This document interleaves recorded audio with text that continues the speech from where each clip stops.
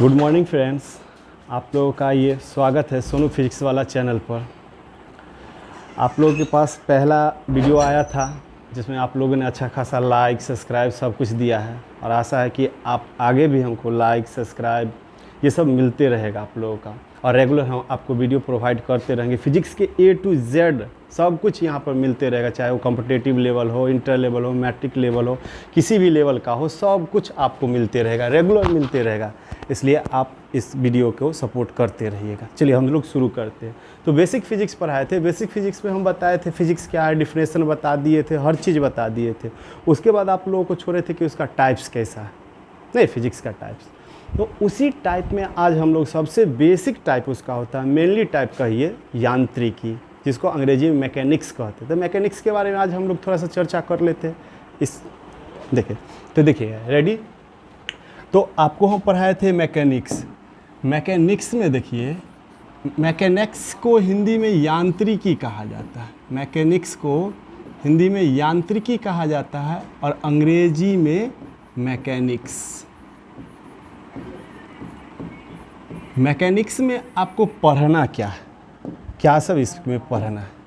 तो मैकेनिक्स में हम लोग पढ़ते कि कोई वस्तु गतिशील है, गति करता है या विराम में है ना, तो कौन सा बल उस पर कार्य कर रहा है जिस कारण वस्तु गतिशील है या विराम में है, इसके बारे में हम लोग चर्चा करते हैं। किसमें? मैकेनिक्स में। तो मैकेनिक्स भी पार्ट किसका है? तो मैकेनिक्स फिजिक्स का भाग है ना।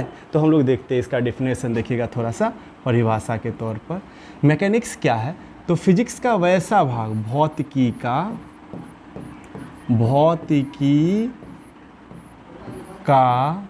वैसा भाग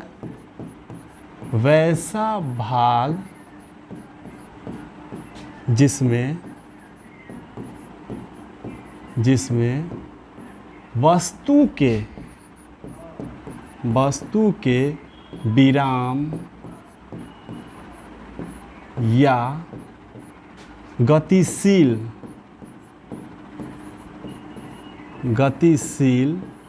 स्थिति के बारे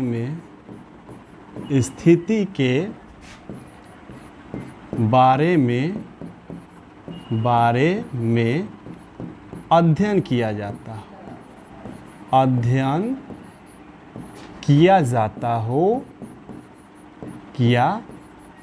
हो क्या कहलाएगा? निश्चित रूप से आप लोग जानिए कि उसको हम लोग क्या कहते हैं, यांत्रिकी कहलाता है। यांत्रिकी कहलाता है। अब देखिए यहाँ पर थोड़ा सा ध्यान से कहलाता है, थोड़ा सा हम लोग इसमें हल्का सा चेंजिंग करके देखते हैं कि अब यांत्रिकी कहलाता है। और यांत्रिकी में हम लोग पढ़ते कि कोई वस्तु विराम में है या गतिशील स्थिति में है ना, तो इस पर कौन सा बल कार्य कर रहा है, तो इसमें उसके बलों के कारणों का भी अध्ययन किया जाता है। इसमें लगने वाले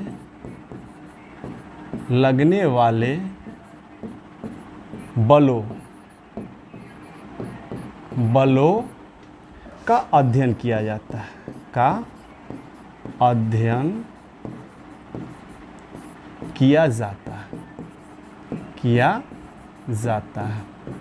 चलिए अब थोड़ा हम लोग उदाहरण के तौर पर देख लेंगे कि ये किया जाता है तो क्या सब इसमें पढ़ना है हम लोगों को। देखिए जैसे हम देखिए एग्जाम्पल के तौर पर चलते हैं। फॉर एग्जाम्पल के तौर पर हम लोग चलते हैं। तो आप देखिएगा यहाँ पर, जैसे में अगर ग्रह घूम रहा है, ग्रहों का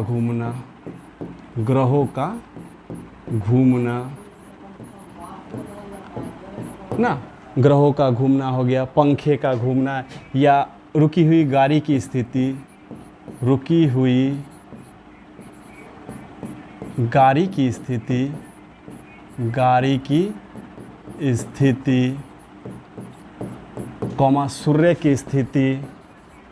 सूर्य की स्थिति ETC कर देते इत्यादि। ठीक है। अब कोई वस्तु गतिशील है तो दुनिया के ऐसे बहुत सारे वस्तु है जो गति में है, जो सब चल रहा है सब के सब इसमें आ जाएगा। और जो वस्तु आपका रुका हुआ है वो उसका भी अध्ययन आप लोग यांत्रिकी में कीजिए, क्योंकि इसको प्रकार में डिवाइड कर दिया गया। फिर यांत्रिकी को हम लोग देखते हैं तो यांत्रिकी के बारे में आप लोग देखिएगा तो आपको एक बात पता चलेगा यहाँ पर कि इसको फिर बहुत सारे भागों में बांट दिया गया है यांत्रिकी को। अब यांत्रिकी को मूल रूप से कितने भागों में बांटा गया है? तो 3 भागों में बांटा गया। पहला तौर पर चलिए तो सबसे पहला इसका आता है, देखिएगा उसके बाद यांत्रिकी के प्रकार। अब यहाँ पर देखिए यांत्रिकी को 3 भागों में बांटा गया है।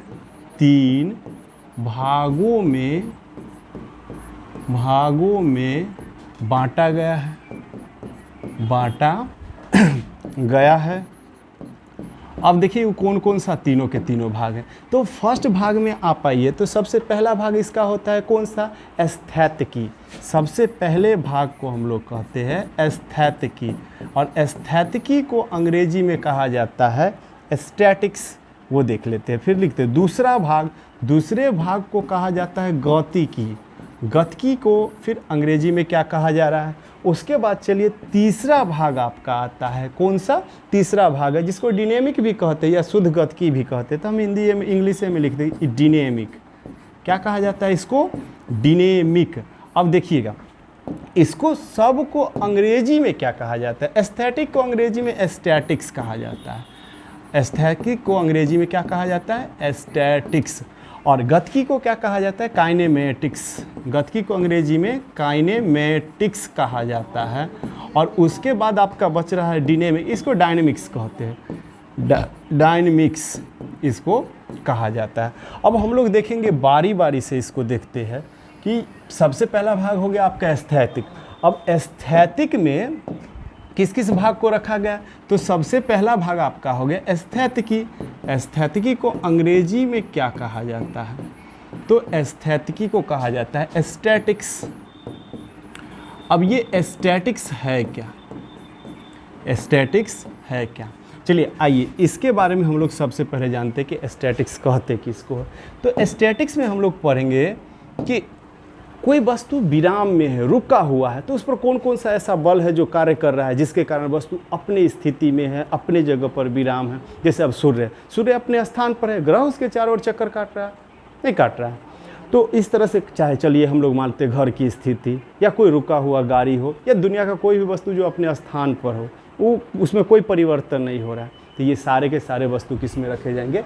एस्थेटिकी में। अब एस्थेटिकी की परिभाषा यहाँ से आ रही है कि एस्थेटिकी कहते किसको है? तो इसमें हम लोग अध्ययन करते हैं कि कोई भी वस्तु स्थिर है, कोई भी वस्तु स्थिर है ना, तो कोई ना कोई बल कार्य कर रहा है उस पर, नहीं?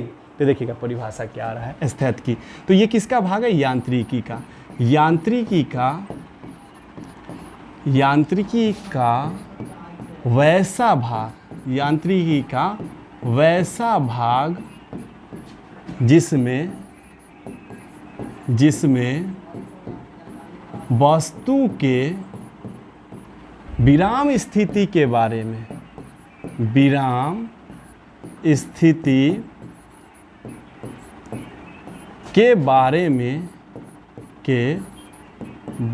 में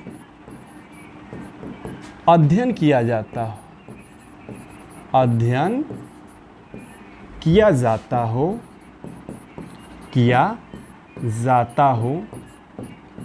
क्या कहलाएगा? निश्चित रूप से आपको याद होगा एस्थेटिक्स कहते हैं उसको क्या कहा जाता है? एस्थेटिक्स कहा जाता है, एस्थेटिक्स कहलाता है। और फॉर एग्जाम्पल के तौर पर हम लोग ले लेते हैं कि किस किस की स्थिति इसमें आ रही है। फॉर एग्जाम्पल में जैसे मैं कहिए सूर्य अपने स्थान पर है, तो ये अपने विराम स्थिति में, जैसे सूर्य की स्थिति ये आपका एस्थेटिक्स को दर्शाता है। किसको दर्शाता है? एस्थेटिक्स को। घर की स्थिति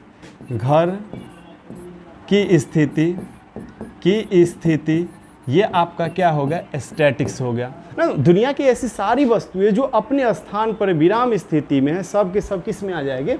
एस्थेटिक्स में आ जाएंगे। ठीक, इतना बात आप लोग समझ गए। थोड़ा सा हम लोग आगे देख लेते हैं। अब इसमें आप लोग देखिएगा हल्का सा, दूसरा जो भाग आपका आ रहा है दूसरे भाग को हम लोग कहते हैं किसके रूप में जानते हैं, तो गतिकी। किसके रूप में, गतिकी।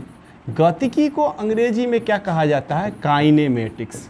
गतिकी को अंग्रेजी में क्या कहा जाता है, काइनेमेटिक्स। अब कहिए कि काइनेमेटिक्स है क्या, तो इसमें हम लोग केवल ये पढ़ते कि कोई भी वस्तु गतिशील है, तो बस यही पढ़ना कि कोई भी वस्तु गतिशील है। ये नहीं पढ़ना कि कौन से बल के कारण या किस कारण वो गतिशील है, ये नहीं पढ़ना पड़ता है। सिर्फ इतना ही पढ़ना पड़ता है कि कोई भी वस्तु गतिशील है। तो देखिए बन रहा है ये भी यांत्रिकी का वैसा भाग, यांत्रिकी का वैसा भाग जिसमें वस्तु के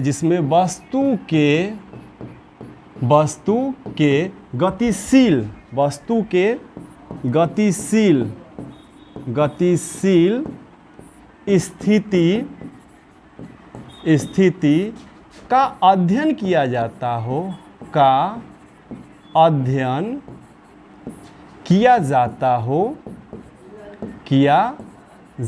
हो, क्या कहलाएगा, तो उसको हम लोग कहते हैं गतिकी। क्या कहलाता है, गतिकी कहलाता है। जैसे अब ले लीजिए, जैसे में फॉर एग्जांपल पर ले लीजिए पिंडों का घूमना, पिंडों का घूमना, वस्तुओं का घूमना, वस्तु का घूमना, मतलब बहुत सारा ये हम लोग इसमें पढ़ते हैं कि कोई भी वस्तु गतिशील है ना, तो ये गतिशील है, सिर्फ इतना ही पढ़ना है। ये नहीं पढ़ना कि वो किस कारण से गतिशील है, तो उसको हम थोड़ा सा नोट करके आप लोगों के सामने लिख देते हैं। इसमें नोट करके थोड़ा सा लिख लीजिएगा कि इसमें पढ़ना पड़ता है कि गतिशीलता के कारणों का अध्ययन नहीं किया जाता है, गतिशीलता के कारणों का अध्ययन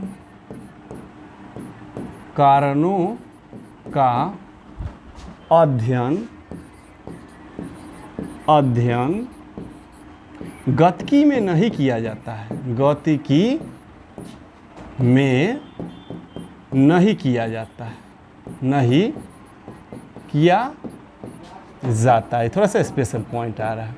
अब हम लोग थोड़ा सा अब देखते हैं, इसको थोड़ा सा देख लीजिएगा। अब आ रहा है आपका तीसरा भाग। तीसरा भाग में कौन सा भाग आ रहा है, तो तीसरा भाग में देखने पर आप लोगों को पता चलेगा कि तीसरा भाग को हम लोग बोल के रखे डिनेमिक। इसको शुद्ध गतिकी भी हिंदी में आप बोल सकते हैं डिनेमिक, और डिनेमिक को अंग्रेजी में डायनामिक्स कहते हैं।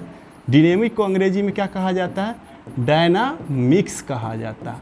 अब आपसे पूछा जाए कि डायनामिक्स कहते किसको है, तो देखिए इसका परिभाषा क्या है कि इसमें भी वही पढ़ना है कि कोई वस्तु गतिशील है, कोई भी वस्तु गतिशील है, लेकिन इसमें यह पढ़ना है कि किस कारण से वस्तु गतिशील है, कौन सा बल उस पर लग रहा है जो वस्तु में गतिशीलता है ना। इस भाग को हम लोग क्या कहते हैं, डिनेमिक कहते हैं। तो यहाँ पर आ गया परिभाषा यांत्रिकी का। यहाँ पे आ रहा है आपका परिभाषा कौन सा, कि यांत्रिकी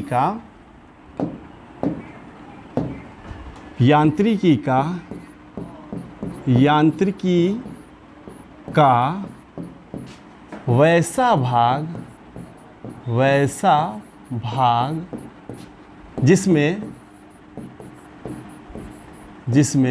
वस्तु के गति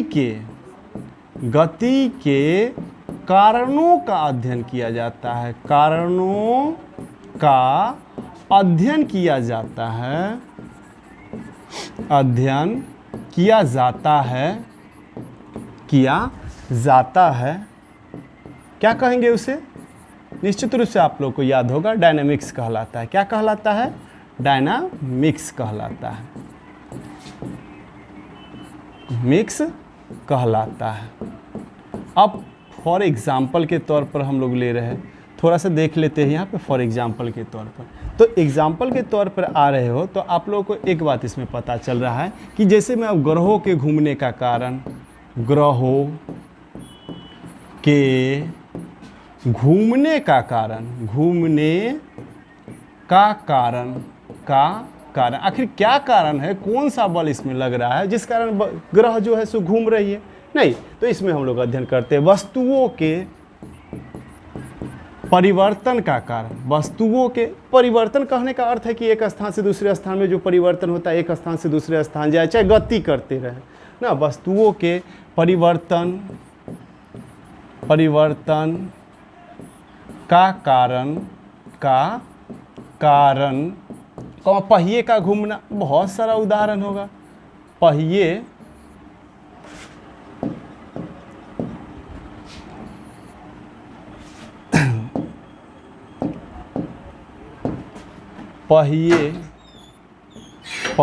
का घूमना, ETC हो गया। बहुत सारा ऐसा उदाहरण है जिसमें वस्तु कोई भी अगर गतिशील है तो उसमें आप लोगों को पढ़ना है कि वस्तु गतिशीलता की स्थिति में है। चलिए, अब आप लोगों को दूसरा भाग भी कंप्लीट करा दिया गया है, तो आप लोगों से रिक्वेस्ट है कि चैनल को सब्सक्राइब, लाइक और शेयर तो ज़रूर करते रहे, ताकि आप लोगों के सामने हम नया वीडियो लेके आते रहे, पार्ट बाय पार्ट करके आपके सामने आते रहेगा वीडियो। तो ठीक है फ्रेंड्स, सोनू फिजिक्स वाला में निश्चित रूप से आप लोगों का हमेशा स्वागत होते रहेगा, तो चैनल को ज़रूर सब्सक्राइब करते रहिए। अब मिलते हैं, ठीक है, अगला एपिसोड में, अगला वीडियो में मिलते हैं, ठीक। ला लो।